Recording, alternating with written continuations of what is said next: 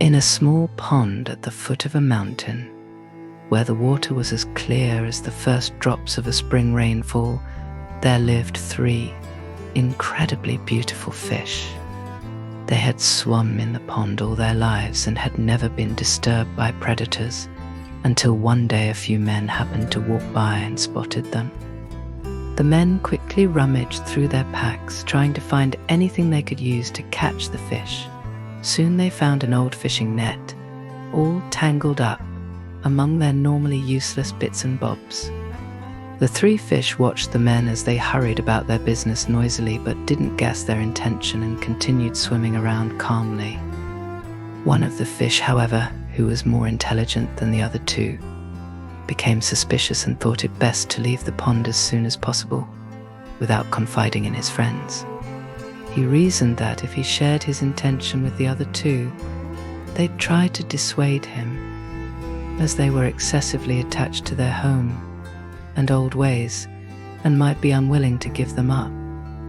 He had made up his mind, though, and was prepared to bear the consequences to save himself from what appeared to be their imminent demise.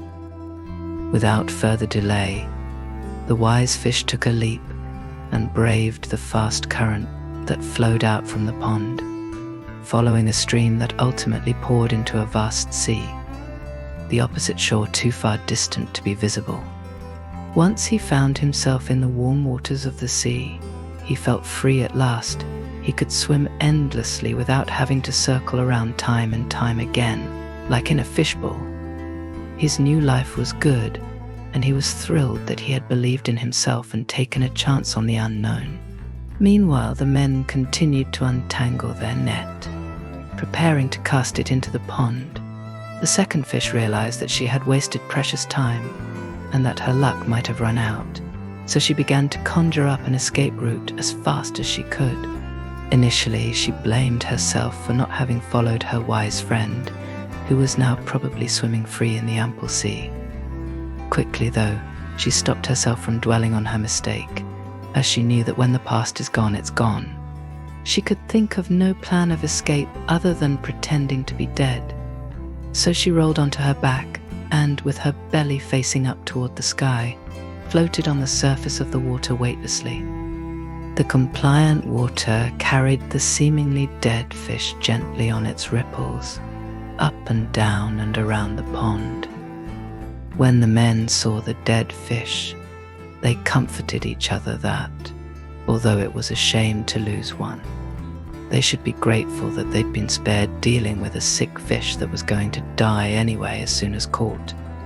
One of the men grabbed the tail of the apparently dead fish as she floated on her back in front of him and threw her onto dry land.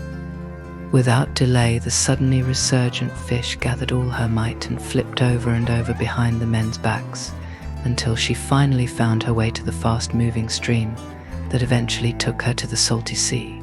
Free at last, she swam with all her strength to get as far away as possible from the shore, hoping to never again lay eyes on another human being. The third fish, however, was stupid.